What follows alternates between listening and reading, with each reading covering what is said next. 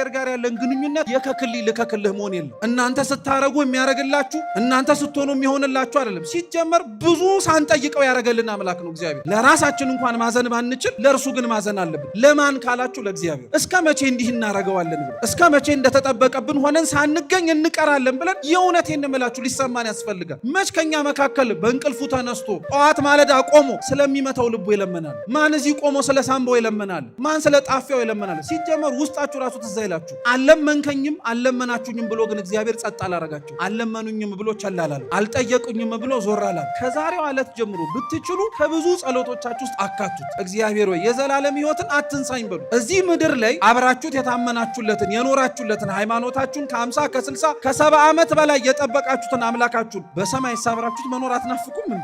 ሲጀመርስ እዚህስ እንደዛ ሆናችሁ የኖራችሁለት በሰማይ ዋጋ እንደሚከፍላችሁ እኮ ተስፋ አድርጋችሁ ታዲያ እንዴት የዘላለም መንግስቱን አውርሰኝ ሳንለው ስጠኝስ ብለን ሳንለምነው እንዴት አድርገን እንደዚህ ልንሆን እንችላለን? አብዛኞቻችን ሰውነታችን በሙሉ ለእግዚአብሔር መንበርከክ፣ ሰውነታችን ሙሉ በሙሉ እግዚአብሔር እንዳከበረው መከበር የከበደው ወደ ሰውነታችን የምናስገባቸው በጣም ብዙ ነገሮች ነውርና ክፋቶችም ጭምር ስላሉ በዚህች ዕለት ግን በሙሉ ሰውነታቸው ደግሞ ያከበሩ አባቶችን እናስታውሳለን። እንደ አቡነ ተክለ ሃይማኖት አይነቶች ዓለም እና በዓለም ያሉ ሐሳቦች በሙሉ በውስጣችንና በማንነታችን ውስጥ ሰርገው ስለገቡ አነጋገራችን፣ አስተሳሰባችን፣ አመለካከታችን ራሱ ክርስቲያን የማይሸት ሰዎች ነን። ሕይወታችንና ኗኗራችን ግን ፍጹም ክርስቶስን የማይመስል ሰዎች እንድንበዛ የክርስቲያን መገለጫ የሆኑትን ነገሮች በሙሉ ተጠቅመን ነገር ግን ክርስትናው ከመገለጫዎቻችን ውጪ በራሳችን ልንመልከተውና እናየው ብንል ግን ምንም የማይነበብብንና የማይታይብን ሰዎች ነን። ክርስቲያኖች ለእግዚአብሔር ብላችሁ የተዋችሁት ነገር እግዚአብሔር በምን እንደሚጎበኛችሁ ላታውቁት ትችላላችሁ። ትታችሁ የመጣችሁለት ብዙ ነገር ሊሆን ይችላል። አይምሯችሁ ላይ የምታስቡ አንዳንዶቻችሁ ስራ ሊሆን ይችላል። ሌሎቻችሁ ቤተሰብ፣ ልጆቻችሁን፣ ሚስታችሁን፣ ባላችሁን፣ ያላችሁን ሀብት ንብረታችሁን። ምናልባት አንዱ እኮ ተቀምጦ በዚህ ሰዓት የሚያወጣውን የሚያገባውንም የሚያሰላ ሊሆን ይችላል። ትታው ከመጣ አይቀር ግን እግዚአብሔር አምላክ የሚሰጥ ነገር እንዳለ ግን እመን። ማንም እግዚአብሔር አምላክ ትተውለት መጥተው ሕይወታቸውን ሰጥተው ማንንም አሳፍሮ መልሶት አያውቅ። እግዚአብሔር ክርስቲያኖች ሁላችንንም የሚጠራን አሁን ያለንበትን ማንነት ብቻ አይቶ አይደለም፣ ነገ ልንሆን የምንችለውን ቅዱስ ቃሉንም ጭምር ከሰማን ልንስተካከልበት የምንችለውን የተለወጠ ሕይወታችን አይቶ ነው። የሐዋርያው የቅዱስ ማቴዎስ ወንጌል ምዕራፍ 19 ከቁጥር 16 ጀምሮ ተጽፎ በሚገኝ የመጽሐፍ ቅዱስ ክፍለ ምንባብ መነሻነት ለተወሰነች ደቂቃ ሕያውና ዘላለማዊ የሆነውን የአምላካችንን ቅዱስ ቃል እንማራለን። በጉባኤያችን በመሰባሰባችን መሃል ተገኝቶ እንዲያስተምረን፣ እንዲመክረን፣ እንዲገስጸን ዘላለማዊ ቅዱስ ቃሉን መስማት እንድንችል ሁላችንም የልቡናችንን ደጅ እንዲከፍትልን አይነ ልቡናችንን እንዲያበራልን የእርሱ ቅዱስ ፈቃድ ይሁንልን። የመጽሐፍ ቅዱሱን ቃል ለሁላችሁ በንባብ አሰማችሁና ወደ ትምህርታችን እንሄዳለን።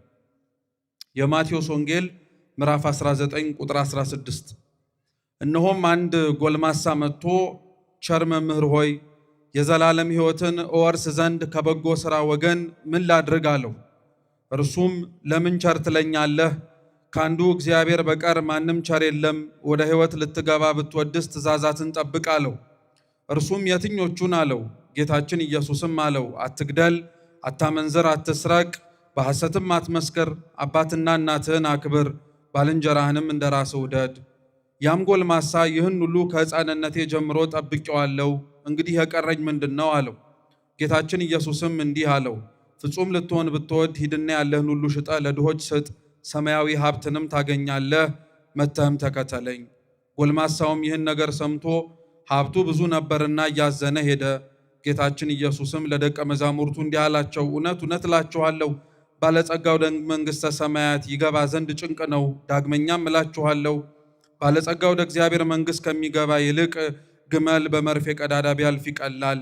ደቀ መዛሙርቱም ይህን ሰምተው እንግዲያስ ማን ሊድን ይችላል እያሉ እጅግ ተደነቁ። ጌታችን ኢየሱስም አያቸውና በሰው ዘንድ ይህ አይቻልም፣ በእግዚአብሔር ዘንድ ግን ሁሉ ይቻላል አላቸው ይላል። ስለ ቅዱስ ቃሉ የአምላካችን የልዑል እግዚአብሔር ስም የተመሰገነ ይሁን። በዚህ ቁጥር 20 ላይ ተጽፎ በሚገኝ የኃይለ ቃል መነሻነት የምንማር ይሆናል። እንግዲህ በሉ እስኪ የቀረኝ ምንድነው? እስኪ ድገሙት። እንግዲህ የቀረኝ ምንድነው? ሶስተኛ እስኪ ድገሙት። እንግዲህ የቀረኝ በዚህ መነሻ ርዕስ እንማራለን። በድጋሚ እንዲያስተምረን አምላካችን ቅዱስ ፈቃዱ ይሁንልን። ከጌታችን ከመድኃኒታችን ከኢየሱስ ክርስቶስ ትንሣኤ በኋላ ከ40 ቀን በኋላ የምናከብረው ከ9ኙ የጌታችን የመድኃኒታችን የኢየሱስ ክርስቶስ አበይት በዓላት መካከል ዕርገት ይጠራል። ዕርገት የጌታችን የመድኃኒታችን የኢየሱስ ክርስቶስ በዚህች ምድር የ33 ዓመት ቆይታው ማድረግ የሚጠበቅበትን የድህነት ሥራ በሙሉ ጨርሶና አድርጎ ወደ ላይ ወደ ሰማያት ወደ ክብሩ ማረጉን ቅድስት ቤተ ክርስቲያን የምታስታውስበት የምታከብረውን በዓል ነው። የጌታችን የመድኃኒታችን የኢየሱስ ክርስቶስ ዕርገት ለቅድስት ቤተ ክርስቲያናችን እርሱ ወደ ሰማይ የወጣበት ብቻ ሳይሆን የተዋህደው ሥጋም ከአብ ከመንፈስ ቅዱስ ጋር አብሮ ሊሰለስ ሊቀደስ ሊመለክም ጭምር ከፍ ያለበትም ክብረ በዓል ነው። የሰው ልጅ በቅድስና ቢመላለስ የሰው ልጅ እግዚአብሔር እንዳስቀመጠለት ትእዛዛትና መመሪያዎች መኖር የሚችል ከሆነ ጌታችን መድኃኒታችን ኢየሱስ ክርስቶስ ካለበት ከሰማያት መግባት እንደሚችል ያረጋገጥንበትም የተማርንበትም በንግግር ብቻ ሳይሆን በተግባር አምላካችን ልዑል እግዚአብሔር ያሳየበትም ክብረ በዓል ነው። የሰው ሁሉ እንግዲህ ትልቁ ፍጻሜው ትልቁ የሚጠብቀውም የመጨረሻው ተስፋው ከእግዚአብሔር ጋር መኖር ነው። ከማን ጋር መኖር አልኳችሁ? መቼም ከእግዚአብሔር ጋር መኖር የሰው ልጅ ትልቁ ተስፋው ነው ስላችሁ በዚህ ምድር ከማን ጋር እየኖርን ነው ታዲያ ማለታችሁ አይቀርም። በዚህ ምድር እውነት ነው ከእግዚአብሔር ጋር እንኖራለን፣ ግን ከእግዚአብሔር ጋር ብቻ እንኖርም። ለታደሉት ለተመረጡት እነሱ በእግዚአብሔር የተመረጡ ብቻ ሳይሆን እነሱ ራሳቸው መልሰው እግዚአብሔርን ለመረጡ ብቻ ካልሆነ በቀር በዚህች ምድር ላይ ከእግዚአብሔር ጋር አንድ ሰው ብቻውን መኖር አይችልም። የራሱ ስጋዊ ፍላጎትን ጨምሮ በእግዚአብሔር አብሮ መኖር እንዳይችልም ጭምር ሊያደርጉት የሚችሉ በጣም ብዙ ውጣ ውረዶች አሉ። እነዚህንና መሰል ጉዳዮችን ታዲያ ሰው ከእግዚአብሔር ጋር እንዴት ብቻውን ተለይቶ ሰው ከእግዚአብሔር ጋር እንዴት ብቻውን ተመርጦ መኖር እንደሚችል ቅዱስ ወንጌል ከጌታችን ከኢየሱስ ክርስቶስ ዕርገት በፊት ከሱ ጋር አብረው ለመኖር በታደሉ ቅዱሳን አባቶቻችን ያስተምራል። እየሰማችሁ ነው። በኋላ በፍጻሜው ከክርስቶስ ጋር አብሮ አንድ ሰው ባረገበት በላይ በሰማያት በክብር መኖርን መርጣለሁ የሚል ካለ በዚህ በምድር ላይ ከእግዚአብሔር ጋር መኖርን መጀመሪያ ምርጫው ማድረግ መቻል አለበት። በዚህ እግዚአብሔርን ያልመረጠው በላይ በሰማያት እግዚአብሔርም ሊመርጠው ስለማይችል በዚህ በምድር ከእግዚአብሔር ጋር አብሮ ለመኖር ያልታደለ በላይ በሰማያት ከእግዚአብሔር ጋር አብሮ ለመመረጥም ያልታደለ ስለሚሆንም ጭምር ነው። ለዛ ነው ጌታችን ኢየሱስ ክርስቶስ አስቀድሞ ከማረጉ በፊት በምድር ከእርሱ ጋር አብረው ለመኖር የታደሉት በኋላም ደግሞ ራሱ ባለቤቱ የዮሐንስ ወንጌል ምዕራፍ 14 ላይ ስፍራ ላዘጋጅላችሁ ወደ ላይ ወደ ሰማያት እሄዳለሁ ብሎ ቃል የገባላቸው የተነገረላቸው የአባቶቻችን የሐዋርያትን ሕይወት የምንማር ሐዋርያት ከጌታችን ከመድኃኒታችን ከኢየሱስ ክርስቶስ እግር ስር 3 ዓመት ከዋለበት እየዋሉ ካደረበት እያደሩ ቃሉን እየሰሙ በተግባርም ጭምር እየተማሩ የቆዩ ቅዱሳን ናቸው። እነዚህ ሐዋርያት ጌታችን ኢየሱስ ክርስቶስን ከመከተላቸው በፊት ሁሉም የትላንትና ሕይወት ነበራቸው። ወንጌሉን እንኳን የጻፈልን ቅዱስ ማቴዎስን ብቻ ለይተን እንኳን ብንመለከተው ዛሬ ማቴዎስ ብለን የምንጠራው ቅዱስ ማቴዎስ ዛሬ ቅዱስ ሆኖ ከመጠራቱ በፊት ትላንትና ቀራጭ ነበር። ምን ነበር አልኳችሁ? ቀራጭ ነበረ። ቀራጭ ማለት ዛሬ በዘመናዊው ቋንቋ ምንነቱን እንተርጉመው ብንል ግብር ሰብሳቢ ማለት ነው። ግብር ሰብሳቢ ነበር። ግብር ሰብሳቢነት ግን ቅዱስ ማቴዎስ ይኖርባት ለነበረችው ለኢየሩሳሌም ጌታችን ኢየሱስ ክርስቶስም ያስተምርበት በነበረበት ዘመን ግን አንድ የሙያ ዘርፍ አልነበር። እገሌ ቀረጥ ሰብሳቢ ነው፣ እገሌ ቀራጭ ነው ማለት በተዘዋዋሪ በደለኛ ነው፣ ኃጢአተኛ ነው ብሎ እንደመናገር ያክል ሙያ ነው። በሙያው ውስጥ ግን ይሰራ ስለነበረው ኃጢአት፣ በሙያው ውስጥ ይደረግ ስለነበረው ክፋት ግን ባለሙያዎቹ ራሱ ሙያቸው በሚጠራበት ስም ሲጠሩ ኃጢአተኞች ናቸው ተብሎ እንደመቆጠር ያክል ነው። ኃጢአተኞችም ነበሩ ብዙሃኖቹ። ጌታችን ኢየሱስ ክርስቶስ ያስተምርበት በነበረበት ዘመን ላይ እንደሚታወቀው ሮማውያን እስራኤላውያንን ቀኝ የገዙበት ዘመን ነበር። ምንም እንኳን ከተማቸው ላይ በነፃነት ለመራመድ ይችሉ ይሆን እንጂ አስተሳሰባቸው፣ አመለካከታቸው፣ ሁኔታዎቻቸው በሙሉ በሮማውያን ቀኝ ግዛት ውስጥ የተጠቃለሉ ነበር። ዛሬም በነገራችን ላይ ክርስቲያኖች በነፃነት መራመድ ስለቻለንና ወተን ስለገባን በተለያዩ አስተሳሰቦች ሳንያዝ ነፃ ሆነን ማሰብ እንችላለን ብለን በድፍረት ራሱ መናገር ባንችልበት ዘመን በነጻነት እግራችን ይራመድ ይገባ ይሆናል እንጂ ዓለምና በዓለም ያሉ ሐሳቦች በሙሉ በውስጣችንና በማንነታችን ውስጥ ሰርገው ስለገቡ አነጋገራችን፣ አስተሳሰባችን፣ አመለካከታችን ራሱ ክርስቲያን የማይሸት ሰዎች ነን። እንደዚሁ ሁሉ ሮማውያንም ቀኝ ገዟቸው የነበሩት እስራኤላውያን የሚጨቁኗቸውና የሚያስጨክኗቸው የነበሩት እነሱ የሚያመልኩትን አማልክት እንደሚያመልኩ እነሱ እንደሚንበረከኩላቸው ጣዖታቶች እንዲንበረከኩ ብቻ አልነበረም። እነሱ ያስጨንቋቸው የነበሩት በስም አይሁዳውያን ተብለው በግብራቸው ግን እነሱን እንዲመስሏቸው ነበር። ይሄ ፈተና ዛሬም ጭምር አለ። በስም ክርስቲያን ተብለን መጠራት እንድንችል ሕይወታችንና አኗኗራችን ግን ፍጹም ክርስቶስን የማይመስል ሰዎች እንድንበዛ የክርስቲያን መገለጫ የሆኑትን ነገሮች በሙሉ ተጠቅመን ነገር ግን ክርስትናው ከመገለጫዎቻችን ውጪ በራሳችን ልንመልከተውና እናየው ብንል ግን ምንም የማይነበብብንና የማይታይብን ሰዎች ነን። በዚህ ዘመን ላይ ነበረ ሮማውያን ቀኝ ገዝተው እስራኤላውያንም የሚያስጨንቁበት ዘመን ቅዱስ ማቴዎስ በኢየሩሳሌም በነበሩ መግቢያና መውጫ በሮች ላይ ቀረጥ በመሰብሰብ ይተዳደር ነበር። ቀረጥ ይሰበስብ የነበረው አንድ የሥራው ሙያ ስለነበረበት ነው። ግን የሚያሳዝነው እንደ ቅዱስ ማቴዎስ ያሉ በቀረጥ መሰብሰብ ሙያ ላይ የተሰማሩ አብዛኞቹ ከሚጠበቅና ከተጣራባቸው ተመን በላይ ለራሳቸውም ኪስ ማደለቢያ የሚሆን ይወስዱ ይሰርቁ ነበር። እንደው መጽሐፍ ቅዱስም ቸር ስለሆነ ወንድሞቹ ጸሐፊያኑም ቅዱስ ማቴዎስን ሲጠሩት የሌዊ ልጅ እያሉ ራሱን ሲጠራ ቀራጭ ነኝ እያለ ጠራ እንጂ በተዘዋዋሪ የማቴዎስ ሙያው ሌብነት ነበር። ሌባ ነበር። ከሚገባው ከተጠየቀው ለራሱ ከተሰጠው በላይ አብዝቶ የሚሻ አብዝቶ ይወስድ የነበረ ሰው ነበር። ጌታችን ኢየሱስ ክርስቶስ ግን የሚገርባችሁ 12ቱን ሐዋርያት ለመጥራትና 12ቱን ሐዋርያትም ጭምር አብረውት እንዲከተሉ እየዞረ ካሉበት ስፍራ እየጠራ ሲመጣ ከጠራቸው ሰዎች መካከል ማቴዎስ አንዱ ነው። በጣም በነገራችን ላይ እንደቀላል እንዳትመለከቱት። ክርስቶስ አብዛኞቹ ከመረጣቸው 12ቱም ጤነኞች አልነበሩ። ሁሉም የትላንትና ታሪክ ነበራቸው። ሁሉም እግዚአብሔር ብቻ ማንነታቸውን ያወቀባቸው፣ ነገር ግን ሌላው ሰው የማያውቅባቸው ሽፍን የሆነ ማንነት ነበራቸው። አብዛኞቹ ክርስቶስን ለመከተልም የታደሉት ሰዎች ልክ እንደነዚህ ሐዋርያት ጌታችን ኢየሱስ ክርስቶስ ያስፈልጋቸው ይሆን ነበር እንጂ እነሱ ለጌታችን አያስፈልጉትም ነበር። እየሰማችሁ ነው? እነሱ ለጌታችን አያስፈልጉትም ነበር። በደለኞች ነበሩ፣ ኃጢአተኞች ነበሩ። ሕይወታቸው ከሱ ጋር አብሮ ለመኖር ለመቅረብም ጭምር የተገባ አልነበረም። ነገር ግን ክርስቶስ ይፈልጋቸው ነበር። የኛም ሕይወት ተመሳሳይ ነው። ክርስቲያኖች እኛ ለእግዚአብሔር በፍጹም ልናስፈልገው አንችልም። በምንስ እናስፈልገዋለን? እኛ ሳንኖር የነበረ አምላክ ነው። በእኛ ሚና ውስጥ፣ በእኛ መገኘት ውስጥ፣ በእኛ መሰባሰብ ውስጥ ለሱ ለማንነቱ ለሁኔታው ልንጨምርለት የምንችለው ነገር የለም። በእኛ መገኘት ውስጥ ግን የሱ መኖር ትልቁም ነገር አለ።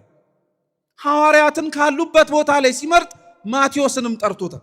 ሌባ ነበረ እኮ። ላይመረጥበት የሚችልበት በጣም ብዙ ምክንያት ነበረው። ግን ጌታችን ኢየሱስ ክርስቶስ ማቴዎስን ጠራው።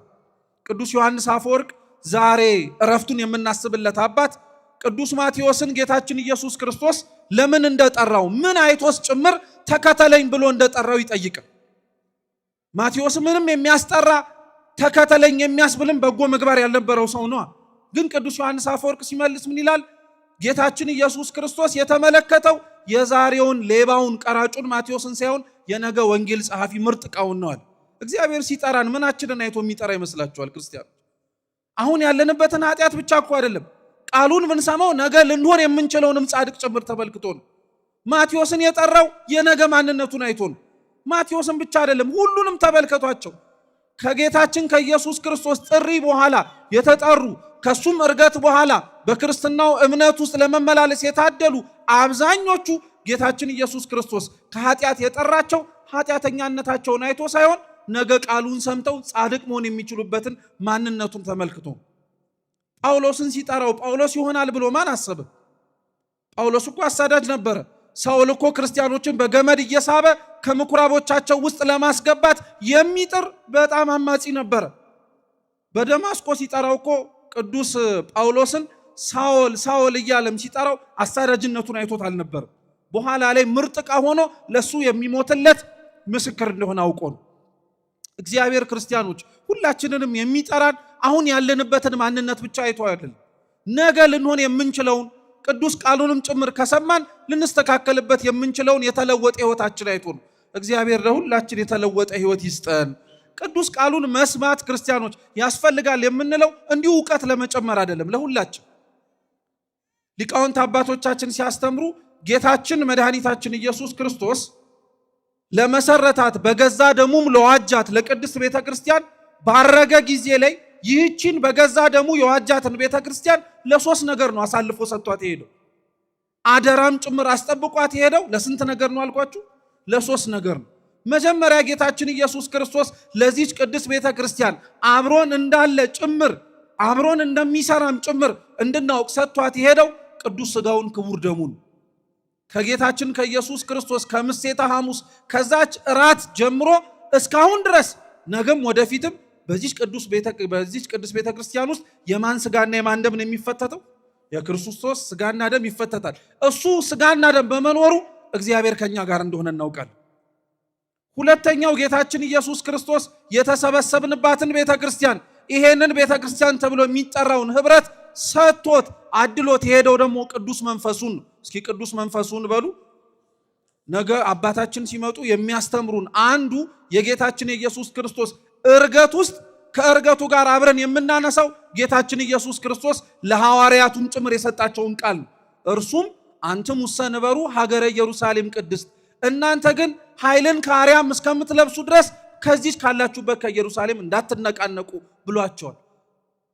ጌታችን ካረገ ከ10 ቀን በኋላ ማለትም ከነገ ከግንቦት 13 ከ10 ቀን በኋላ ግንቦት 23 የምናከብረው በዓለ ጰራቅሊጦስ ለቤተ ክርስቲያን እግዚአብሔር አብሯትም ጭምር እንዳለ ምስክር ነው። ያለ መንፈስ ቅዱስ ሙቀት ቤተ ክርስቲያን አትባልም።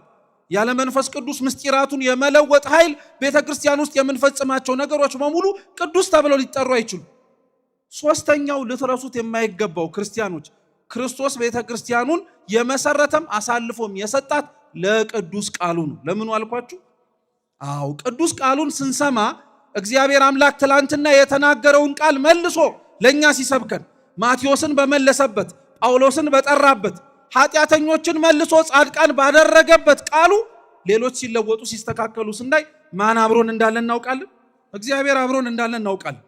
የማቴዎስን ታሪክ ዛሬ ላይ መልሰን ቀራጭ ነበረ ጠርቶ ምርጥ ሐዋርያ ያደረገው ስንል እንደ ማቴዎስ ልባቸውን ከፍተው የሚሰሙት ሰዎች የመለወጥ ዕድል እንዳላቸው ብቻ የምንሰብክበት ሳይሆን የተለወጡትን ሰዎች አይተን ማንም ጭምር አብሮ እንዳለ እንድናውቀው ነው። እግዚአብሔር ምን አልኳችሁ? ማን አብሮን እንዳለ እግዚአብሔር። ልብ ብላችሁ ስሙ ክርስቲያኖች። ላስተዋለው ሰው ወንጌል ማለትም አራቱ ወንጌላት የማቴዎስ፣ የማርቆስ፣ የሉቃስና የዮሐንስ ወንጌል ልክ እንዳለቁ አምስተኛው የሚጀምረው መጽሐፍ ምንድን ነው? በሉ እንጂ መልሱ እስኪ። ሐዋርያት ሥራ በሉ እንጂ የሐዋርያት ሥራ ነው። አራቱ መጽሐፍት ልብ ብላችሁ ስሙ።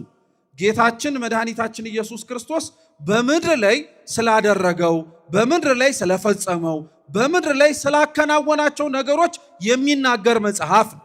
ስንቱ? አራቱ ወንጌላት።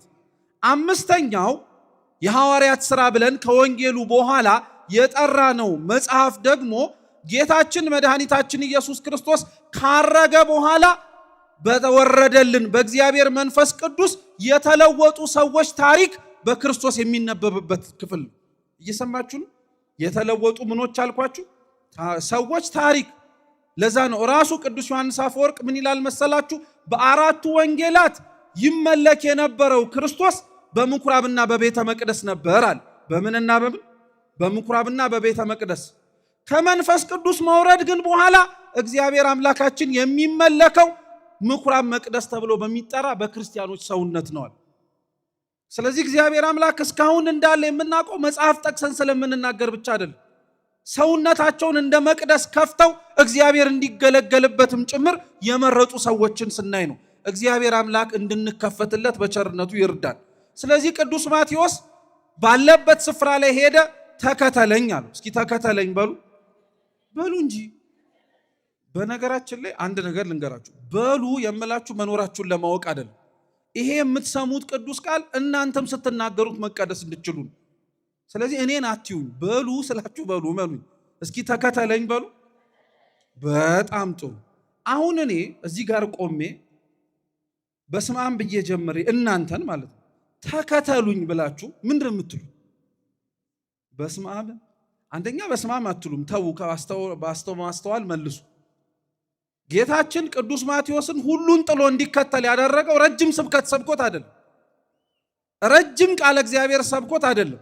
የነ ሙሴን የሌሎች የቀደምት አባቶቻችንን ታሪክ ጠቅሶ አስታውሶ እሱን መከተል ያለውን ጥቅምም ነግሮት አይደለም። ምንም ነገር ሳይለው ምን ብቻ ነው አለው ያልኳችሁ? ተከተለኝ አለ። አሁን እኔና እናንተን አልኳችሁ መምህራነ ቤተ ክርስቲያን ቆመው በስመ አብ ብለው ተከተሉኝ ቢላችሁ ምንድን ነው የምትሉት? በጣም ብዙ ጥያቄ ነው የምናበዛው። ሲጀመር ወዴት ነው የምትሉት? እንደው ሌላው ቢቀር ማለት ነው ለምን ብላችሁ መጠየቃችሁም አይቀሩ አይደል እንዴ? ለምን ወዴት? እንደዚህ አይነት መሰል ጥያቄዎች መጠየቅ አለባቸው። ቅዱስ ማቴዎስን ግን ጌታችን ኢየሱስ ክርስቶስ ተከተለኝ ብሎ ሲናገረው ሲያስተምረው ለምንም ወዴትም አላለው። እሺ ብሎ ነው ተደስቶ ሄደው። ምን ያክል ቢያምነው እንደሆነ ተመልከቱ። አሁን ይሄን ንጽጽር ያመጣውላችሁ ያለ ምክንያት አይደለም። ማቴዎስን ክርስቶስ ተከተለኝ ሲለው ብዙ ነገር አላናገሩም፣ ብዙ ነገር አልሰማው።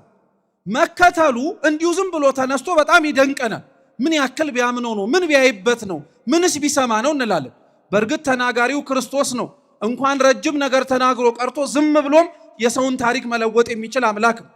ግን የቅዱስ ማቴዎስን በአንድ ቃል ተከተለኝ የሚለው ልቡ ተሸንፎ ካለበት ምድራዊ ሕይወት ተለይቶ ክርስቶስን ለመከተል ካስቻለው እንደኔና እንደናንተ መምህር እየለወጠ ዘማሪ እያቀያየረ የሚሰራብን ሰው መከተል ለምን ከበደው?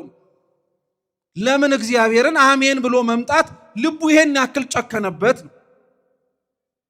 አያችሁ፣ ለክርስቶስ ለሁላችንም የሚደክመው ለነፍሳችንም ጭምር ለእርሱ እንድትሆን የሚወጣውና የሚወርደውን ድካሙን ተመልከቱለት።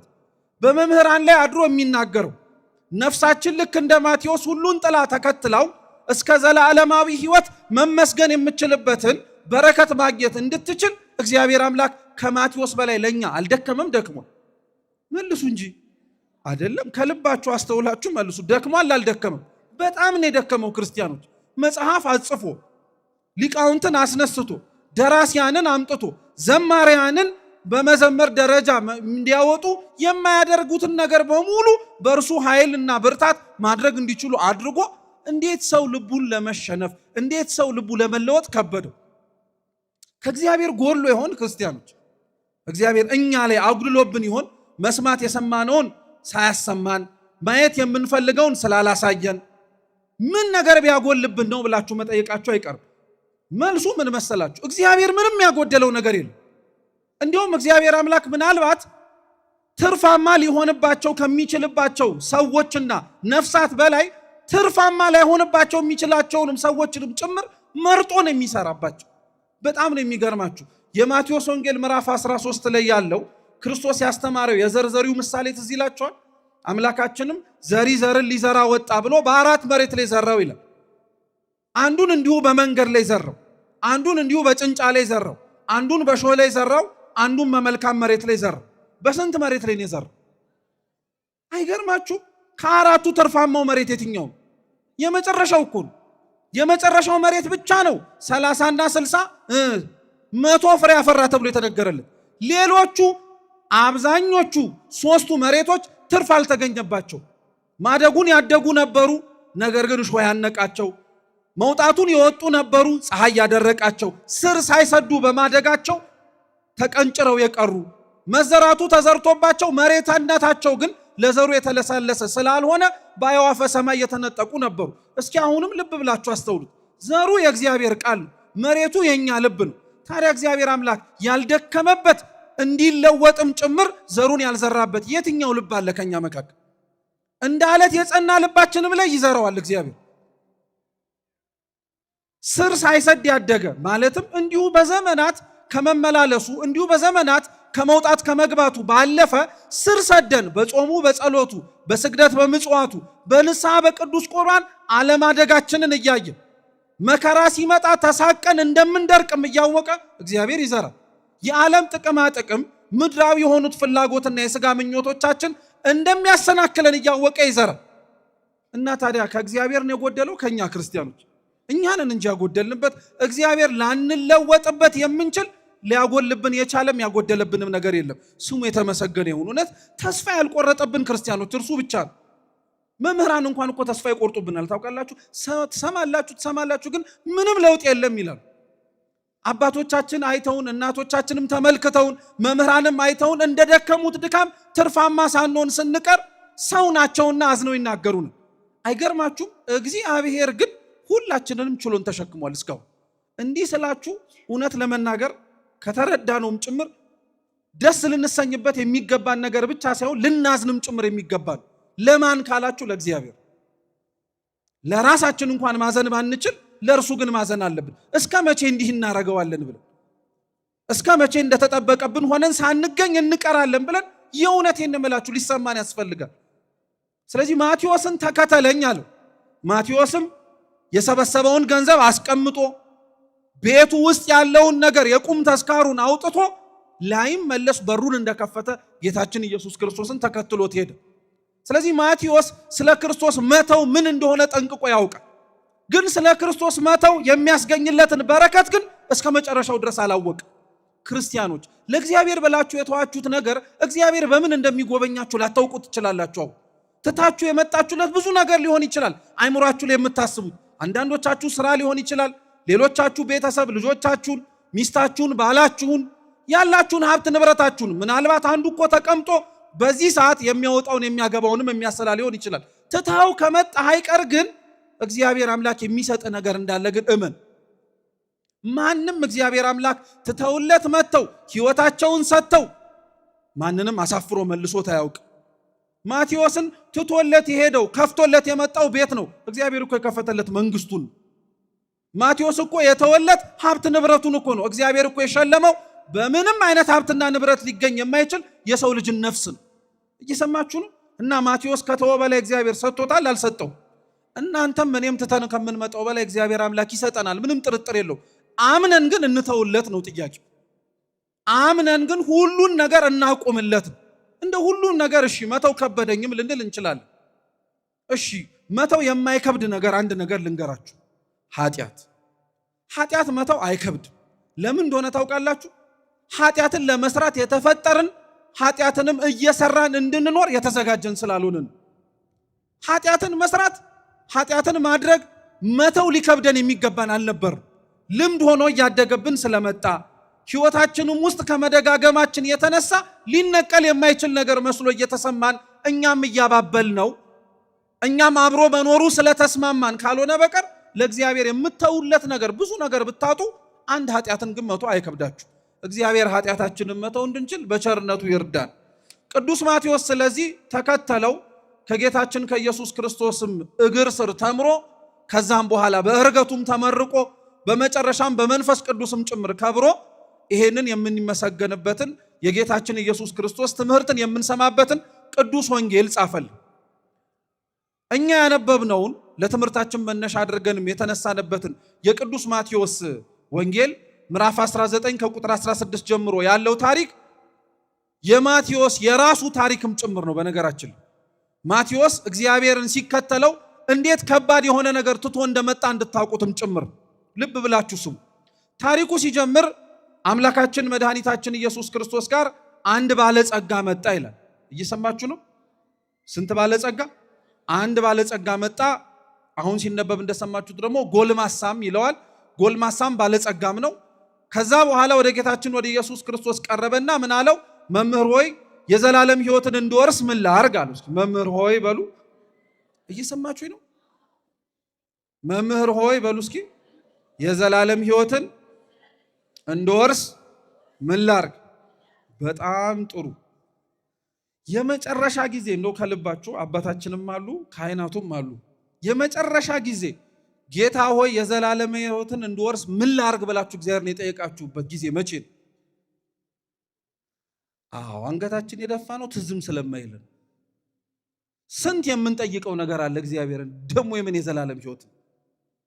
አንዳንዶቻችን እኮ በጣም ነው የሚገርመው።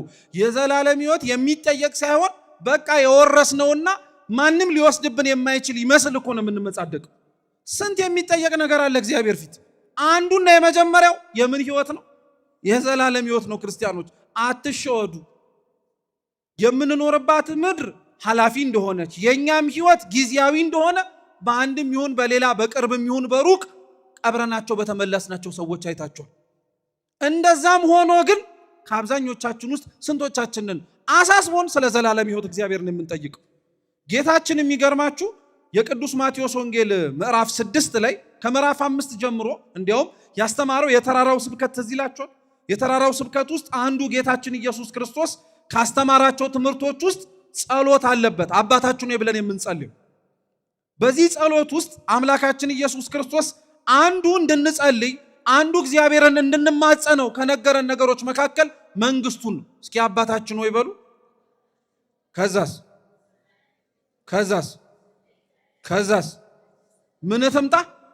የዘላለም ህይወት ትምጣልን እኮ ማለት እኮ ነው። ታውቃላችሁ መንግስት ትምጣ ማለት በዘላለም አብረን መኖር እንድንችል ናልን ማለት ነው። ይሄንን ግን አስተውሎ ሊጸልይ የሚችል ሰው አንደኛ የታለ? ሲቀጥልስ ይሄ እንኳን ትርጉሙን ባያውቀው ሌሎች ከሚለምናቸው ብዙ ነገሮች ውስጥ እግዚአብሔርንም ደስ ተሰኝቶ ጽድቁንና መንግስቱን እሹ ሌላው ይጨመርላችኋል እንዳለው የእግዚአብሔርን መንግስት የሚላምን የእግዚአብሔርን መንግስት የሚናፍቅ ከኛ መካከል ማን አለ? ስንት የሚያሳስበን ነገር አለን የምንለው ሊያውም ጥለነው ለምንሄደው ነገር እኮ ነው የሚገርማችሁ። ዛሬ ያሳሰባችሁ ቤት፣ ዛሬ ያሳሰባችሁ መኪና፣ ዛሬ ያሳሰበን ሁላችንም ምድራዊና ስጋዊ ነገር ጥለነው የምንሄደው ነገር። በዚህች ህይወት አንድ ልናገኘው የምንችለው ወደፊትም ከእግዚአብሔር ጋር ለመኖር የሚያስችለን ነገር ቢኖር የዘላለም ህይወት ነው። ክርስቲያኖች ከዛሬው ዕለት ጀምሮ ብትችሉ ከብዙ ጸሎቶቻችሁ ውስጥ አካቱት። እግዚአብሔር ሆይ የዘላለም ህይወትን አትንሳኝ በሉት። እዚህ ምድር ላይ አብራችሁት የታመናችሁለትን የኖራችሁለትን ሃይማኖታችሁን ከ50 ከ60 ከ70 ዓመት በላይ የጠበቃችሁትን አምላካችሁን በሰማይ ሳብራችሁት መኖር አትናፍቁም እንዴ? ሲጀመርስ እዚህስ እንደዛ ሆናችሁ የኖራችሁለት በሰማይ ዋጋ እንደሚከፍላችሁ እኮ ተስፋ አድርጋችሁ። ታዲያ እንዴት የዘላለም መንግስቱን አውርሰኝ ሳንለው ስጠኝስ ብለን ሳንለምነው እንዴት አድርገን እንደዚህ ልንሆን እንችላለን?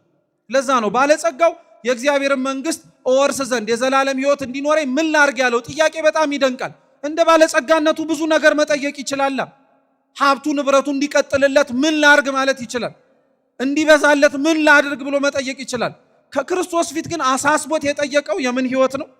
የዘላለም ህይወት ነው። እናንተና እኔስ ከክርስቶስ ፊት የሚያሳስበን የትኛው ህይወታችን ነው? ይህንን መጠየቅ ያስፈልጋል። ጌታችን ኢየሱስ ክርስቶስ ግን ለዚህ ለጠየቀው ባለጸጋ የሰጠው መልስ ግን የሚገርም ነበር። መምህር ቸርስ መልካምስ ለምን ትለኛለህ? መልካም የሆነ ቸር የሆነ አንዱ እግዚአብሔር ብቻ ነዋል። ስንቱ እግዚአብሔር ብቻ? አንዱ እግዚአብሔር ብቻ። ምእመናን እስኪ መልሱ። እግዚአብሔር መልካም ነው አይደለም? ቸር ነው አይደለም? ደግ ነው አይደለም? መምህርስ ነው አይደለም? ለምን ታዲያ ይመስላችኋል ክርስቶስ መምህር ወይ የዘላለም ህይወት እንድወርስ ምን ላርግ ሲለው ለምን ቸር መልካም መምህርስ ትለኛለህ? ሊቃውንት አባቶቻችን ይሄንን ክርስቶስ የመለሰውን መልስ ለምን እንደዚህ እንዳለው ሲመልሱ ምን ይላሉ? ይሄ ባለጸጋ የባለጸግነት ብቻ ጥያቄ ሳይሆን ያቀረበው በውስጥ ታዋቂነትም ጭምር የክብር ጥያቄ ነበር ያቀረበው። ክርስቶስ መምህር ብቻ አይደለም፣ አምላክ ነው። ክርስቶስ መምህር ብቻ አይደለም፣ መንግስተ ሰማያትን እንዴት እንውረሳት ተብሎ የሚጠየቅ አምላክ አይደለም። መንግስተ ሰማያትን አውርሰኝ ተብሎ የሚለምን። ባለጸጋው ግን ክርስቶስን ስለማንነቱ አላወቀው። መምህር ብሎ ነው የጠራው። እንደ መምህርነቱ ከክርስቶስ ዕውቀት ነው እንጂ የፈለገው ህይወትን አይደለም። ምንን አልኳችሁ? አው ከክርስቶስ ዕውቀትም ህይወትን ፈልጉ ምእመናን እባካችሁ። የማናውቀውን ለማወቅ የምናደርገው ሩጫ ያልኖርነውንም ለመኖር ሊያስችለን ያስፈልጋል። ብዙ ነገሩን አወቅ ነው፣ ብዙ ነገሩን ተራቀቅንበት፣ ብዙ ነገሩን አመሰጠር ነው። ካልኖርከው ምን ዋጋ አለው? መንግስተ ሰማያት እኮ አዋቂዎች የተሰበሰቡባት ስፍራ ብቻ አይደለም፣ የኖሩ ሰዎችም ያሉባት ስፍራ ናት። ዕውቀት ነው የጠየቀው። ክርስቶስ ግን ህይወትን ነበረ ከእርሱ እንዲጠይቀው የፈለገው የነበረው። ስለዚህ አባቶቻችን ይሄ ሰውዬ የክብር ጥያቄ ነው የጠየቀዋል። ምን ማለት መሰላችሁ? ክርስቶስን መምህር ሆይ ብሎ የጠራው የጌታውን መምህርነት አምኖ ሳይሆን እሱ ባለጸጋ ስለሆነ ባለጸጋው ብሎ እንዲያሞካቸው ስለፈለገ ነው። ብዙዎቻችን የምላችሁ ክርስቲያኖች ትልቅ በውስጣችን የተደበቀ እግዚአብሔርም እንዲነቅልልን መለመንና መማፀን ያለብን ጾር ምን እንደሆነ ታውቃላችሁ? ትዕቢት ነው። በቃ መመስገን እንፈልጋለን፣ መታየት እንፈልጋለን።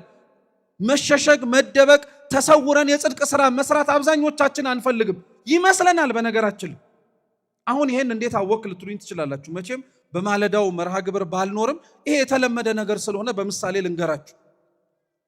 ከተለመዱ የቅድስት ቤተክርስቲያናችን አገልግሎቶች መካከል አንደኛው ምስክርነት።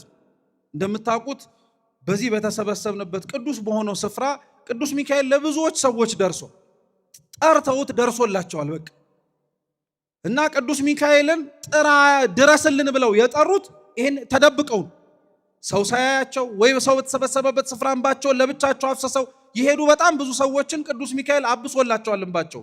ስለዚህ መተው ምስክርነት ይሰጣሉ። ልብ ብላችሁ ስሙ።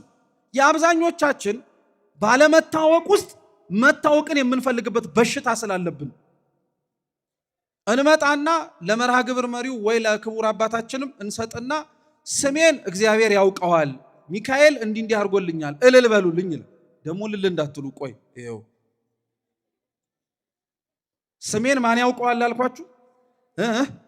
ስምህን እግዚአብሔር ካወቀው ያመጣኸውንስ እግዚአብሔር አያውቀውም? ያውቀዋል።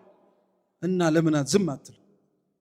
ከመሰከርክ ስዕለትም እስከ መጨረሻው ምስክርነቴን መስጠት ነው ካልክ ምስክርነትን እስከ መጨረሻው ስጥ። ስምህም ይነገር፣ ማን እንደሆንክ ይታወቅ። አብዛኞቻችን ግን ጽድቃችን እንደሆነ መልካም ነገር እንደሆነ ደብቀን እና ሸሽገን ማቆየት አንፈልግም። በጣም ነው የሚገርማችሁ ክርስቲያኖች፣ ብዙ ተደብቀን የምንሰራው ኃጢአት አለ። ብዙ ተደብቀን የምንሰራው ጽድቅ ይኑረን እንጂ እንጃ። በጣም ነው የሚያስፈራው የኛ ህይወት። ብዙ ተደብቀን የምንሰራው ኃጢአት አለ ሰው የማያውቀው። እግዚአብሔር ብቻ የሚያውቀው ጽድቅ አለን እንደኛ ማንም የማያውቅብን ማለት ነው። ስሜን እግዚአብሔር ያውቀዋል እንዳላችሁት ስራችሁ እግዚአብሔር የሚያውቀው ስትሞቱ የሚነገርላችሁ ማለት ነው። ይሄን አርገው ነበረ፣ ይሄ ተደርጎ ነበር፣ ይሄ ተፈጽሞ ነበር የሚባልላችሁ። አብዛኞቹ ክርስቶስን የተከተሉት አባቶቻችን እናቶቻችን ይሄ ነበር መርሃቸው። ስማቸውን እግዚአብሔር እንዲያውቀው ብቻ ሳይሆን ህይወታቸውን በስውር የሚሰሩትን ማን እንዲያውቀው፣ የተደበቀ ጽድቅ መስራት እንድንችል እግዚአብሔር ያስችለን። ይሄ ባለጸጋ ስለዚህ መጥቶ ይሞካሽ የነበረው ባለጸጋው ተብሎ ለመወደስ ነበር። ስለዚህ ክርስቶስ ምስጋናን ፈልጎ ለመጡ ሰዎች በሙሉ አያመሰግን። ለምን መልካም፣ ለምን ቸር፣ ለምንስ መምህር እያልክ ትጠራኛለህ አለው ነው እኮ ክርስቶስ። ግን እሱ ያለው አምኖበት አልነበርም። እሱ መመስገንን ፈልጎ ነበር። እሱ መወደስን ፈልጎ ነበር። ለእግዚአብሔር ክርስቲያኖች የምታረጉለትን ነገር በሙሉ መደረግ ስላለበት አድርጉት እንጂ ምስጋናን ፈልጋችሁ አታድርጉት። እውነቴን ነው የምላችሁ። አብዛኞቻችን ለእግዚአብሔር ማድረግ ያለብንን ነገር በሙሉ ለራሱ ለባለቤቱ እንደ ወሮታ እንይዝበታለን። ራሱ እንዳበደር ነው እንቆጥርበታለን። ይሄን አርጌልህ፣ ይሄን ፈጽሜልህ፣ መቅደስ ቆሜልህ፣ ንስሐ ገብቼልህ። ለሱ ብለህ ነው እንዴ ንስሐ የምትገባው? ለሱ ብለህ ነው የምትጾመው የምትጸልየው? አይደለም እኮ ለራስህ ነው። ለራስህ ለማንም አይደለም። ግን እቺን አስበንኛ አንዲት ነገር ብጠምብን ወይ የጠየቅነው ቢጎልብን ይሄን አድርጌ ለምን አላደረክልኝም እንላለን። ክርስቲያኖች ከእግዚአብሔር ጋር ያለን ግንኙነት የከክልህ ልከክልህ መሆን የለም። እናንተ ስታረጉ የሚያረግላችሁ እናንተ ስትሆኑ የሚሆንላችሁ አይደለም። ሲጀመር ብዙ ሳንጠይቀው ያረገልን አምላክ ነው እግዚአብሔር። መች ከኛ መካከል ከእንቅልፉ ተነስቶ ጠዋት ማለዳ ቆሞ መቅደስ ውስጥ ቆሞ ተውት የዘላለም ሕይወትን አውርሰኝ የሚለው ልመና ተውት። ማን ከኛ መካከል ከቤተ መቅደስ ቆሞ ስለሚመታው ልቡ ይለመናል? ማን እዚህ ቆሞ ስለ ሳምባው ይለመናል? ማን ስለ ጣፊያው ይለመናል? ሲጀመር ውስጣችሁ ራሱ ትዝ አይላችሁ? እኔም አይለኝም። ልቤ፣ ኩላሊቴ፣ ጉበቴ ተጨንቄበትም አላቅ። አልለመንከኝም አልለመናችሁኝም ብሎ ግን እግዚአብሔር ጸጥ አላረጋቸው። በጣም ውድ የሆኑት ዋጋ የማይገኝላቸው ቢጠፉ ሊመለሱ የማይችሉት ነገሮቻችን ሁሉ በውስጥ ያሉት ናቸው። አንድም ቀን ጠይቀ ነው የማናውቀው አምላካችን ግን አልለመኑኝም ብሎ ቸል አላለም። አልጠየቁኝም ብሎ ዞር አላለም። እና ታዲያ እግዚአብሔር አምላክ ስንጠይቀው ብቻ አቤት የሚል ካለመን ነው ዝም የሚል መሰላችሁ እንጂ እሱማ እንደ ሰው አይደለም። እሱ እንደ መሬታዊ ሰው አይደለም። ስለዚህ ባለጸጋውን ጠየቀው። ለምን ቸር መልካም መምህር ትለኛለህ? ቸር የሆነው መልካም የሆነው አንዱ ማን ብቻ ነው አለው? እግዚአብሔር ብቻ ነው አለው። ግን ጥያቄው ጥሩ ስለሆነ ለኛም መማማሪያ መሆን ይችል ዘንድ ምን አለው? የዘላለም ሕይወትን መውረስ የምትፈልግ ከሆነ ትእዛዛቱን ጠብቅ አለው። ምኑን ጠብቅ? ጥሩ። አንድ ነጥብ ደግሞ እዚሁ ላይ እናንሳ። የዘላለም ሕይወትን መውረስ እንዳልኳቸው የክርስቲያኖች የመጨረሻ ዓላማቸው ሰማዕታት ደማቸውን ያፈሰሱት ጻድቃን በገዳሙ ውስጥ ሰው ሳያዩ ንጽ ጠብቀው ከሰውም ርቀውም ጭምር የኖሩት የምን ሕይወት ለመውረስ ነው? የዘላለም ሕይወትን ለመውረስ ነው። እግዚአብሔር አምላክ ልክ ኃጢአት ለማሰራት ዲያብሎስ ብዙ ደጆችን እንደሚከፍተው ሁሉ እግዚአብሔር አምላክም ወደሱ መግባት የምንችልበት ብዙ የጽድቅ በሮችን ከፍቶልናል። ክርስቲያኖች ብዙ የጽድቅ በር የዘላለም ሕይወትን መውረስ እንድንችል ሊያስችለን የሚችል ቅዱስ ወንጌል ላይ የተጻፈ በጣም ብዙ ነገር አለ። የተጣሉትን ያስታረቁ ሰዎች የዘላለም ሕይወትን የሚወርሱ ናቸው። የተራቡትን ያበሉ፣ የተጠሙትን ያጠጡ፣ የታረዙትን ያለበሱ፣ እንግዳ የተቀበሉ፣ እስረኞችን የጠየቁ፣ እነዚህ ሁሉ የምን ሕይወት የሚወርሱ ናቸው? እንግዲህ አስቡት። እንሰራው ዘንድ የተጣለብን ብዙ የኃጢአት ወጥመድ እንዳለ ሁሉ እግዚአብሔር ደግሞ ከዛ የኃጢአት ወጥመድ አምልጠን ማድረግ የምንችላቸው የከፈተልን የብርሃን ደጆችን ተመልከቷቸው። እኒህ በሙሉ እግዚአብሔር ባወቀ የዘላለም ሕይወትን መውረስ እንድንችል እግዚአብሔር ያዘጋጀልን ናቸው። ይሄንንም ሕይወት ለመውረስም ጭምር ነው ክርስቲያኖች ደጅ የምንጠናው፣ ዕለት ዕለት ከእግዚአብሔር ፊት ቆመንም ጭምር የምንማጸነው። ምእመናን ልብ ብላችሁ ስሙኝ አደራችሁ። በዚህ በምንኖርባት ሕይወት ላይ እግዚአብሔር አምላክን ስሙት፣ ትእዛዛቱን ጠብቁ፣ ኑሩት ያላችሁን መንፈሳዊ ሕይወትም ለመኖርም ጭምር ኑሩት ሲባል ለምንድን ነው አንዳንዶቻችን ያንን በማድረጋችን የሚጎልብን ነገር ያለ የሚመስል? አብዛኛው ሰው ነው የምላችሁ፣ በተለይ ደግሞ በእድሜያቸው ወጣት የሆኑ ከቅድስት ቤተ ክርስቲያን ለመቅረብ እየፈለጉ ነገር ግን የኃጢአት አረንቋ ጥፍንቅ አድርጎ የያዛቸው ብዙዎች ከሚያነሷቸው ምክንያቶች የመጀመሪያው ምክንያት ጽድቁን መስራት ቢፈልጉም ጽድቁን በማድረጋቸው ሊቀርባቸው የሚችለው የኃጢአት ጣዕም ግን ስላለ ማድረግ የማይፈልጉ በጣም ብዙዎች አሉ። በጣም ብዙዎች አሉ ክርስቲያኖች በጣም ኃጢአትን ከመስራት ባለፈ የኑሯቸው አንድ አካል አድርገው የያዙት ማለት ነው። እግዚአብሔር ለእንደነዚህ አይነቶች ሁሉ ይድረስላቸው። በጣም አስጨናቂ ስለሆነ ነው ክርስቲያኖች። ይሄንን የዘላለም ሕይወት መውረስ እንድችል ታዲያ ትእዛዛቱን ጠብቃል። ባለጸጋውም ፈጠን ብሎ መለሰ። የትኞቹን አለ? ጌታችን ዘረዘረለት። እስኪ አብራችሁን በሉ። አትግደል፣ አታመንዝር፣ አትስረቅ፣ በሐሰት አትመስክር፣ እናትና አባትን አክብር፣ ባልንጀራን እንደራስ አድርገህ ውደድ። እንዲህ ያለው ኦሪት ዘጸአት ምዕራፍ 20 ላይ ያሉት 10ቱ ትእዛዛት ናቸው። ግን ስትቆጥሯቸው እነዚህ 10 አይሞሉም። በነገራችን አሁን የነገርኳቸው 10 ይሆናሉ አይሆኑም። በተለይ የመጀመሪያ 3ቱ ከአምላክህ ከእግዚአብሔር በቀር ሌሎች አማልክትን አታምልክ፣ የሰንበትን ቀን ትቀድሳት ዘንድ አስብ፣ የእግዚአብሔርን ስም በከንቱ አትጥራ የሚለው አልተጠራም። ራሱ ክርስቶስ የጀመረው ከአራተኛው ትእዛዝ ነው። 10ቱ ትእዛዛት ለሁለት ነው የሚከፈሉት። የመጀመሪያ 3ቱ እኛ እግዚአብሔርን እንደምንወደው ማሳያ ናቸው። ሰው በአንደበቱ እግዚአብሔርን ብቻ ወዳለው እያለ እንዲኖር ቤተክርስቲያን አትነግረው፣ በተግባር እንዲያሳይ ነው የምትፈልገው። እግዚአብሔርን ከወደድከው ከሱ ውጭ ሌላ አምላክ አታመልክ። እግዚአብሔርን ከወደድከው የተቀደሰ ስሙን በከንቱ አትጠራው። እግዚአብሔርን ከወደድከው እሱ የቀደሳትን ሰንበት አንተም ቆመህ ትቀደስባታለህ እንጂ ዝም ብለህ እግዚአብሔርን እወደዋለሁ ማለት አትችልም። ቤተክርስቲያን እንደዛ ነው ያለችን። እግዚአብሔር እነዚህን ታዲያ 3ቱን ክርስቶስ አልነገረውም፣ ከአራተኛው ጀምሮ ነው የነገረው። ልብ ብላችሁ ስሙ፣ ያለ ምክንያት አይደለም። እነዚህ 10ቱ ትእዛዛት ያልኳችሁ የመጀመሪያ 3ቱ ፍቅረ እግዚአብሔርን የሚገልጹ ናቸው። የማንም ፍቅር? የእግዚአብሔርን። የተቀሩት 7ቱ ደግሞ ፍቅረ ቢጽ፣ ወንድም ወንድምን፣ እህት እህቱን፣ በጥቅሉ ሰው ሰውን መውደዱን የሚያጠይቅበት። የሚገርማችሁ እግዚአብሔር ለባለጸጋው እግዚአብሔርን መንግስቱን መውረስ እንዲችል ትእዛዛቱን ጠብቅ ሲለው እኔን ማክበርህ ብቻ በቂ ነው አላለው። ምስጢሩ እሱን እኔን ማክበርህ ብቻ፣ ለእኔ መታዘዝህ፣ ለእኔ መንበርከክ ብቻ በቂ አይደለም። እኔን አራያና አምሳል አድርጌ በፈጠርኳቸው ለሰዎችም እንደዛው መሆን አለብህ ሲለው ነው እሱን ከሰው ጋር የሚያገናኘውን የገለጠልን። አብዛኛው ሰው በጣም ብልጣብልጥ ክርስቲያንም አይጠፋም። ለእግዚአብሔር ብቻ ምቹ ሆኖ ለሰው ግን ቀጋ ይሆን፣ ለእግዚአብሔር ብቻ ተመቻችቶ ለሰው ግን የማይመቻል። ደግሞ ምክንያትም ይሰጣል እኮ እንዲህ አይነት ሰው። ምን ዋናው ለእግዚአብሔር መመቸት ነው። ሰው እንደሆነ አላፊ ነው፣ ሰው እንደሆነ ጠፊ ነው፣ ሰው እንደሆነ ከንቱ ነው ይላል። የሚገርም እኮ ነው። ራሱ ባለቤቱ ግን አድርጉልኝ ያለውን ነገር በሙሉ እኮ ማንም አግኝቶት ያረገለት የለም።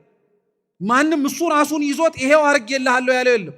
ራሱ ባለቤቱ ራሱ የማቴዎስ ወንጌል ምዕራፍ 25 ላይ ሲነግረን ከነዚህ ከታናናሽ ወንድሞች መካከል ለአንዱ ያረጋችሁት ለማን እንዳረጋችሁት ነው።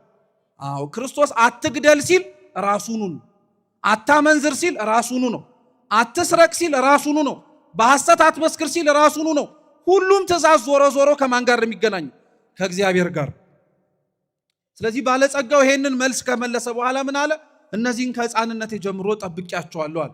የሚገርም ነው።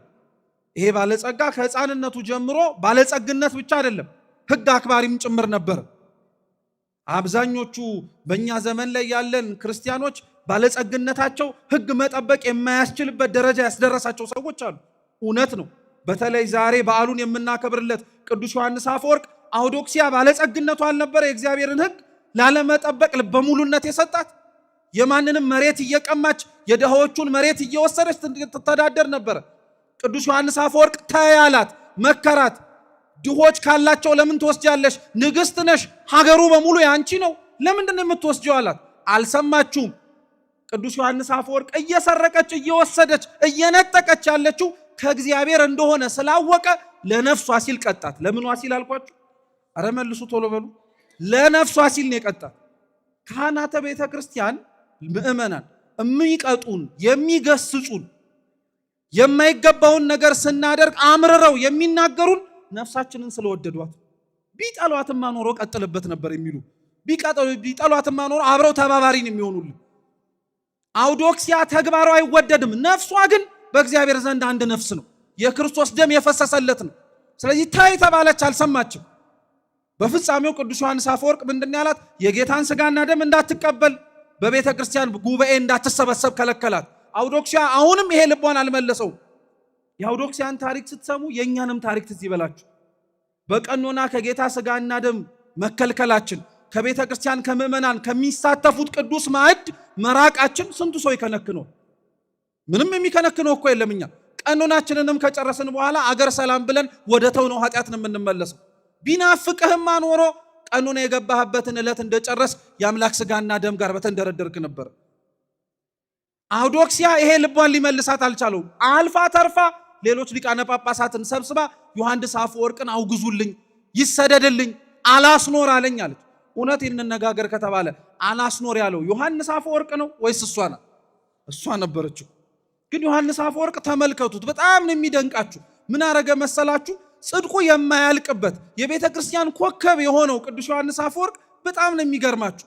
ህዝቡ በጣም ይወደው ስለነበረ ሊቃነ ጳጳሳቱ መጥተው ይሄ ነገር ተወስኖብሃል ልታግዝ ነው ሲሉት፣ እንግዲያውስ ህዝቡ እኔና እሷ እንደተስማማን መጀመሪያ ይስማ፣ አለበለዚያ እሷ በጉልበት አንስቼ ወስደዋለሁ ካለች ህዝቡ በእኔ ምክንያት ሊሞት ነዋል። ስለዚህ እኔ ዕለተ ሰንበትን አስተምሬ ከጨረስኩኝ በኋላ በጀርባው በር ፈረስ ታዘጋጅልኝ፣ የፈለገችበት ቦታ ሄዳለሁ፣ ህዝቤ ከሚነካ እኔ ብሰደድላቸው ይሻላል። እንዲህ አይነቱን አባት ለቤተ ክርስቲያን አያሳጣት። አይገርማችሁም ታዲያ? የእግዚአብሔርን መንግስት ለመውረስ ቅዱስ ዮሐንስ አፈወርቅ ለእርሱ የሚገባውን ጽድቅ ማድረጉ ብቻ ሳይሆን ስለሌላውም ነፍስ ተጨንቆ ነበር። ጽድቅ ክርስቲያኖች አያልቅም እባካችሁ። ሰርተን የጨረስነው ኖረን ያገባደድነው የመንፈሳዊ ህይወት ያለን ይመስል እኮ ነው የምንመጻደቀው። ምኑን አድርገ ነው? ምኑን ጀምረ ነው? ምኑን አጠናቀ ነው? ስራሱ በጣም ብዙ እግዚአብሔርን አጉድለንበታል። ይሄ ሰውዬ ይሄ ባለጸጋ ግን ከህፃንነት ጀምሮ ሁሉንም ህግ ጠብቄያለዋል። እንደው ክርስቲያኖች ሌላም ጥያቄ ልጠይቃችሁ። ከህፃንነታችሁ ጀምሮ ምንም ያላፈረሳችሁት ህግ እስኪ ትዝ ይበላችሁ። ማለት እግዚአብሔርን በድየዋለሁ እንዲህ ግን አርጌው አላቅም የምትሉት በጣም ብዙ ሰው የሚላት አንዲት ህግ ናት። እሷም የመጀመሪያዋ ናት። ምንም ብሆን ከእግዚአብሔር ውጪ ሌላ አምላክ ምን አላረኩ። በጣም ልብ ብላችሁ ስሙ። በአጭሩ ፍሬ ነገሩን ልንገራችሁ። ከኔ በቀር እግዚአብሔር ሌሎች አማልክትን አታምልክ ሲል የተጠረበ ድንጋይ የለዘበ ድንጋይ ጋር አብረህ ቆመህ አትስገድ ለማለት አይደለም። ጣዖት ተብሎ የሚተረጎመው ከእግዚአብሔር ውጪ ያለ የሚመለክ ነገር ብቻ አይደለም። ራሱ ቅዱስ ጳውሎስ በመልእክቱ ምን ይላል? ሆዳቸው አምላካቸው የሆነባቸው አሉ ይላል። ምናቸውን ያልኳችሁ? ሆዱ አምላክ የሆነበት ሰው ታዲያ ማንከኛ መካከል ይጠፋል? በደንብ አድርጎ እንዲያውም ባለ 50 ነው። አሁንማ በድፍረትም መናገር እንችላለን። በጾሙ ላይ በደንብ ብለነው ነበር። አሁንማ ከልጓመ ጾሙ ጋር እኮ አብሮ የተፈታ ሆዳችንም ጭምር ጣዖት ያልሆነብን ማን አለ? ስለዚህ እግዚአብሔርን በሙሉ ልቤ አምልኬዋለሁ ማለት አትችልም። ሆድ ጣዖት የሆነበት፣ ገንዘብ ጣዖት የነበረበት፣ ጉልበቱ ጣዖት የሆነበት፣ አይምሮ ጣዖት የሆነበት። ተውት፣ ኢትዮጵያውያን አይደለን? እንዲያውም እኛ አንድ ነገር ልጨምርላችሁ፣ ሰው ጣዖት የሆነብን ሰዎች ነን። እኛ ደግሞ በምታውቁት ሰው የማይመካ ሰው አለ እዚህ ውስጥ? እዚህ ያሉትን ከጀርባ ያሉትን አባቶቻችንን ካህናት በማወቃችሁ የምትመኩ የላችሁ? አላችሁ፣ አለን ሁላችን። አንድ ደራሲና ጸሐፊ እንደውም ሲናገር ኢትዮጵያውያን የመመካታችንና ለመመካት ካለን ቁርጠኝነት የተነሳ ሰውየውን በማወቅ ብቻ አይደለም የሚያውቀውንም ሰው ካወቀን እንመካለን። ገብቷችሁ? ሰውየውን እኮ አታውቀውም፣ ግን የሚያውቀውን ሰው አውቀህ ትመካለህ አንተ። እሱም ብታጣና ስልኩን ብታውቀው በስልኩ ትመካለህ።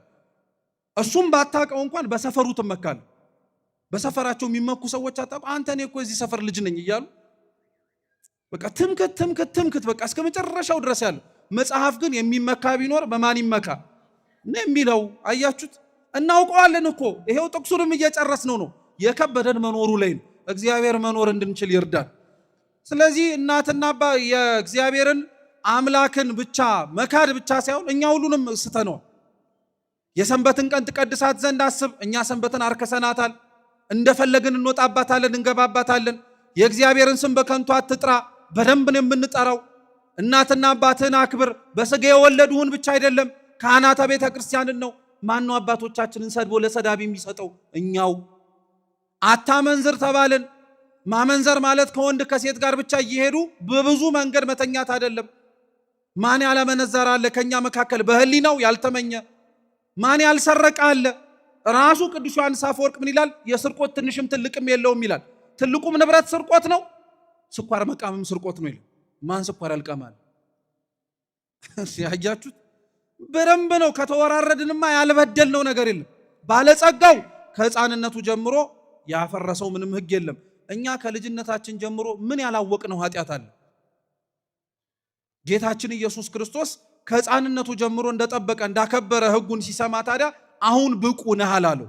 ልብ ብላችሁ ስሙ ክርስቲያኖች፣ ይሄንን ነው እንድታስተውሉልኝ የምፈልግ። አሁን ሁሉንም ህግ ካከበርክ ትእዛዛቱን ከጠበቅ ለእግዚአብሔር መንግስት ብቁ ነህ፣ ግባበት አላለው። እንግዲያውስ አለው ፍጹም ልትሆን ብትወድ ያለን ሁሉ ሽጠህ ተከተለኝ። እስኪ ፍጹም በሉ። ልትሆን ብትወድ ያለህን ሁሉ ሽጠህ ተከተለኝ። በጣም ጥሩ። ባለጸጋ ስለሆነ ለሱ ከተነገረ ሀብትን ንብረትን ልክ ማቴዎስ እንደተወው አንተም ትተህ ና ማለት። ግን ለኛ ሲሆን ባለጸግነት ለሌለን ማለትም በገንዘብ ላልከበርን ሰዎች ለኛስ ባለጸግነታችን ምንድነው ትሉ ይሆናል። ቅዱስ አትናቴዎስ ዘእስክንድርያ የኛ ባለጸግነት ገንዘብ ባይሆን አካላችን ነው ይላል። እስኪ አካላችን ነው በሉ። አካሉ ያልጎደለበት ሰው ስጋው ሙሉ ሆኖ ጤናው የተሰጠው ሰው ባለጸጋ ነው። ሁሉንም ፍጹም ልትሆን ብትወድ ያለህን ሁሉ ሽጠህ ተከተለኝ ያለው ለስጋችሁና ለሰውነታችሁ ለእግዚአብሔር ቆጥባችሁ የምትሰጡት አካል አይኑር ማለት ነው። በአይንህ እግዚአብሔርን እያየኸው በጆሮህ ሌላ አትስማ። በአንደበትህ እግዚአብሔርን እየጠራኸው በልብህ ሌላ አትመኝ። በእጆችህ ለእግዚአብሔር እየሰጠህ በእግር ግን ኃጢአት ወደሚሰራበት ቦታ አትኮብልል። ፍጹም ልትሆን ብትወድ ያለህን ሁሉ ሽጠህ ምን አድርገኝ? በሙሉ ሰውነት አክብረኝ ማለት ነው። በሙሉ ሰውነት እግዚአብሔር አምላክ ሲያርግ ወደ ሰማያትም ከፍ ብሎ ሲወጣ ከኛ ከሰውነታችን ያጎደለው አንድም ነገር የለም። የተዋሃደውን ስጋ ነው አክብሮት በላይ በሰማያትም ጭምር ያከበረው። እንደዚሁ ሁሉ ምዕመናነ ቤተ ክርስቲያን በክርስቶስም የሚያምኑና በጥላው የተሰበሰቡ ሁሉ እግዚአብሔር ካለበት በላይ በሰማያት አብረው መቀመጥ የሚሹ ከሆነ በስጋቸው በሙሉ ነው እግዚአብሔርን ማክበር ያለባቸው። ይህን ማድረግ እንድንችል እግዚአብሔር አምላክ በቸርነቱ ይርዳል። ቅዱስ አትናቴዎስ ሐዋርያዊ ራሱ ደግሞ ምን ይላል መሰላችሁ? በአንድ ሰውነታችሁ በሁለት መቀመጫ መቀመጥ አትችሉም፣ በአንድ አፋችሁም በሁለት ብልቃጥ ያለን መጠጥን መጠጣት አትችሉም ይልና በአንድ አፋችሁ የዓለሙንም የእግዚአብሔርንም ነገር አትጋቱ ይላል። ስትገባ ወደ ጉሮሯችሁ ተቀላቅሎ ግራ ታጋባለችና ይላል። አብዛኞቻችን ሰውነታችን በሙሉ ለእግዚአብሔር መንበርከክ፣ ሰውነታችን ሙሉ በሙሉ እግዚአብሔር እንዳከበረው መከበር የከበደው ወደ ሰውነታችን የምናስገባቸው በጣም ብዙ ነገሮች ነውርና ክፋቶችም ጭምር ስላሉ በዚህች ዕለት ግን በሙሉ ሰውነታቸው ደግሞ ያከበሩ አባቶችን እናስታውሳለን። እንደ አቡነ ተክለ ሃይማኖት አይነቶቹ በሙሉ ሰውነታቸው የወንጌልን እርሻ በዓለሙ ሁሉ ዞሮ በመዝራት አልፎ ተርፎ የራሳቸውንም ጽድቅ የራሳቸውንም መልካምነት በመጠበቅ ቅዱስ ጳውሎስ ትዝ ይላችኋል ለዞሮ ለሚያስተምራቸው ምዕመናነ ቤተ ክርስቲያን በዓለማት ሁሉ ላሉት ማስተማሩን ብቻ ጽድቅ ሆኖለት እሱ ከሚጠበቅበት ነገር እንዳይጎድልበት ራሱንም ስጋውን እየጎሰመ ያስጨንቀው እንደነበር ይናገራል። ጻድቃንም አይገርማችሁም? አቡነ ተክለ ሃይማኖት ዞረው ማስተማራቸው የእግዚአብሔርን መንግስት ለመውረስ በቂ ቢሆንላቸውም ነገር ግን ራሳቸውን ወደ ተሻለ ጽድቅ አሳድገው የእግራቸው አገዳ እስኪወድቅ ድረስ ቆመው ጸልየው ያ የእግራቸው አገዳ ቆመው የጸለዩበት እግዚአብሔርን የጠሩበት ዛሬ ደግሞ ለሌላው ለመቆም ምክንያት አይገርማችሁ? የተክልዬ እግሩ ወድቆ ሌላውን ሰው ያቆም። በጣም እኮ ነው የሚደንቅ። የእርሳቸው የእግራቸው አገዳ ደብረ ሊባኖስ ሲወጣ የወደቁ በሁለት እግራቸው መቆም ያልቻሉ ሰዎች ይቆማሉ። እንደው እግዚአብሔር ክብር ምስጋና ይድረሰው። ሌላ ምንም ሊባል እኮ አይችልም። ክርስቲያኖች አያችሁት? በፍጹም ሰውነታችሁ እግዚአብሔርን ስታከብሩት እናንተ ብቻ ሳትሆኑ ለሌላውም ለመቆም ምክንያት ትሆናላችሁ። ክርስቶስ ይህንን እንዲያውቀው ስለፈለገ ነው። ፍጹም ልትሆን ብትወድ ነገም ተመልሰ ያቆምከውን ኃጢአት መስራት የማትፈልግ ከሆነ በሙሉ ልብ ተከተለኛል። ለዛ ነው ልክ እንደ ትምህርታችን ርዕስ ክርስቲያኖች ከእግዚአብሔር አምላክ ፊት ሁሌም ስንቆም ከአምላካችንም ጋር አብረን በምንነጋገርበት ጊዜ ላይ ከእግዚአብሔር ፊት ቆመን ስናወራ አደራችሁን ያደረግነውን ሳይሆን ያጎደልንበትን እግዚአብሔርን እንጠይቅ። ባለጸጋው የተጠቀመው ለዛ ነው። እነሆ የሚጎለኝ ምንድን ነው? ምንስ መጨመር ይጠበቅብኛል ብሎ ነው የጠየቀው። መጨመር የሚጠበቅበትንም ክርስቶስ ነገረው። ዛሬም ከኛ መካከል ክርስቲያኖች መጨመር የሚጠበቅብን በጣም ብዙ ነገሮች አሉ። የክርስቶስ እርገት እንዲሁ ዝም ብሎ የሚከበር እንዲሁ በዓል አይደለም። እባካችሁ ክርስቲያኖች፣ ይሄ በእርግጥ የአብዛኞቻችን የኛም ጥፋትም ጭምር ነው። በዓሉን ከኛ ጋር ማስተሳሰር ግዴታችን ነው። ክርስቲያኖች ትንሣኤ ክርስቶስ የተነሳበት ነው ብለን ብቻ አይደለም የምናልፈው፣ እኛም የምንነሳበት ነው። ክርስቶስ አረገበት የምንለው በዓል ያረገበት ብቻ አይደለም። ያንተም ስጋ በግብር በምድር ይመላለስ እንጂ በሰማይ ግን ልቡና መቅረት አለበት። ለዛ እኮ ነው ቅዳሴያችን በተደጋጋሚ አልዕሉ አልባቢክሙ ልቡናችሁ በየት ይኑር ይላል። በቃ በስጋህ መሬት ላይ ተራመድ እንጂ ልብህ ግን አርጎ ከማን ጋር ነው መገኘት ያለበት? ከእግዚአብሔር ጋር። ማቴዎስን በሉት ይሄንኑ ሌሎችንም ሰዎችንም ቅዱሳንን ብትጠሩ ስጋቸው እዚህ ሆነ እንጂ ሐሳብ ልቡና ህሊናቸው ግን ከማን ጋር ነበር? ከእግዚአብሔር ጋር ነበር። ክርስቲያን እንደዛ ነው የሚኖር። ሌላ ምንም የመኖሪያ መንገድ የለው። እንዲያውም አንድ ሊቅ ሲናገር ጥሩ በሆነ አገላለጽ ያስቀምጠዋል። ክርስቲያኖች ለሚኖሩበት ሀገር ዜጎች ናቸው፣ ግን እንደ ባዕዳን የሚኖሩታል። ክርስቲያኖች ለሚኖሩበት ሀገር ዜጋ ናቸዋል፣ ግን እንደ ስደተኞች ነው የሚመላለሱታል። ክርስቲያኖች ለሚኖሩባት ዓለም ያገባሉ፣ ይጋባሉ፣ ይወልዳሉ። ነገር ግን ዘማውያን እንደሚያደርጉት እንደዚሁ አገኘን ብለው አያድሩም፣ በቅድስና በንጽህና ይመላለሳሉ እንጂ አለ። በአጭሩ ሲጠቀልለው ምን ይላል? ክርስቲያን ማለት ለሚኖርበት ዓለም ነፍሱ ነው ብሎ ይናገራል። ምን አልኳችሁ? አዎ ስጋችሁ ለመቆሙ ምክንያቱ ምኑ ነው? ነፍሳችሁ ነው። ነፍስ ከስጋ ሲለይ በድን ሆነ አይደለም የሚባለው? ሬሳ አይደለም የሚባለው? ክርስቲያኖችም ለሚኖሩባት ዓለም ምንድናቸው አልኳችሁ? ነፍስ ናቸው። በቃ አለቀ። ነፍስ ናቸው። ዛሬ የምንዘክራቸው ቅድም የነገርኳችሁ ቅዱሳን በሙሉ ለምድር ነፍስ ነበሩ። የክርስቶስን እርገት የሚያስተምረው ይሄንን ነው። የባለጸጋውም ታሪክ ይኸው ነው። የተሻለውን ነገር መመኘት እንድንችል፣ ከፍ ወዳለው ነገር ህሊናችን ማደግ እንዲችል፣ ከለመድነውና ከምናውቀው ዓለም ራሳችንን ከፍ ማድረግ እንድንችል ይህንን የሰሙ ቅዱሳን ሐዋርያት ታዲያ መጨረሻ ያሉትን ነገር ብያችሁ ትምህርታችንን እንጠቅልል። ይህንን ባለጸጋ ከሰሰ ነገሩን ሲሰማ ወደ ኋላ ፈገፈጋ። ለቅዱስ ወንጌል ሲነበብ እንደሰማችሁት አባቶቻችን ሐዋርያትም ከጌታችን ከኢየሱስ ክርስቶስ የወጣውን ቃል ሰሙ። ለባለጸጋ ወደ እግዚአብሔር መንግሥት መግባት ጭንቅ ነው። ባለጸጋ ወደ እግዚአብሔር መንግሥት ከሚገባ ይልቅ ግመል በምን ቢያልፍ ይቀላል? በየት? በመርፌ ቀዳዳ። ያቺ መርፌ ቀዳዳ ቅዱስ ጎርጎርዮስ ዘኑሲስ ሃይማኖት ናት ይል። ሃይማኖት ናት። በሃይማኖት ደጅ መመላለስ በጣም ከባድ ነው እያለን። ምክንያቱም ለሚያምን ሰው የሚያደርገውን ነገር ሳያምኑ የሚኖሩት ሰዎች እያዩት ስለሚሳለቁበት፣ ለማያምን ሰው ግራውን ሲመታ ቀኙን መስጠት በጣም ፌዝ ነው፣ ስላቅ ነው፣ ሳቅ ነው። ግን ይሄ ወንጌል ነው። ክርስቶስ ነው ያለው ግራችሁን ሲመታችሁ ምናችሁን ስጡ። አዎ ስለዚህ መንግሥተ ሰማያት በጣም ጠባብ ናት መንገዷል። ቀጠሉና ታዲያ ሐዋርያት አባቶቻችን የሚገባ ጥያቄ ጠየቁ። እንግዲያውስ ማን ሊድን ይችላል አሉ። እንግዲያውስ ማን ነው ተክለ ሃይማኖት ከገባበት፣ ማን ነው ዮሐንስ አፈወርቅ ከገባበት፣ ማን ነው ክርስቶስ ሰምራ ከገባችበት ቦታ ለመግባት የሚቻለው ሲል እግዚአብሔር አምላክ እንዲህ ብሎ መለሰላቸው። ለሰው በሉ እንጂ ይህ አይቻልም፣ ለእግዚአብሔር ግን ሁሉ ይቻላል። ስለዚህ እግዚአብሔርን መንግሥት የምንወርሰው መሱ ካለበት በሰማያት አርገንም ከእርሱ ጋር በክብር መኖር የምንችለው የታዘዝነውን ሁሉ በእኛ በሰው አቅም የሚደረግ የሚቻል ስለሆነ ሳይሆን ማን እንደሚያስችለን አምነን ነው። እግዚአብሔር የጀመርነውን ክርስቲያናዊ ሕይወት አስችሎን በፍጻሜ ለክብር ለመንግስቱ ያብቃን። የሰማነውን በልቦናችን ሰሌዳ ይጻፍልን። በጎደለው በነጠበው በክቡር አባታችን እንዲሁም በመምህራኑ የሚታረም ይሁን። ወስብሐት ለእግዚአብሔር።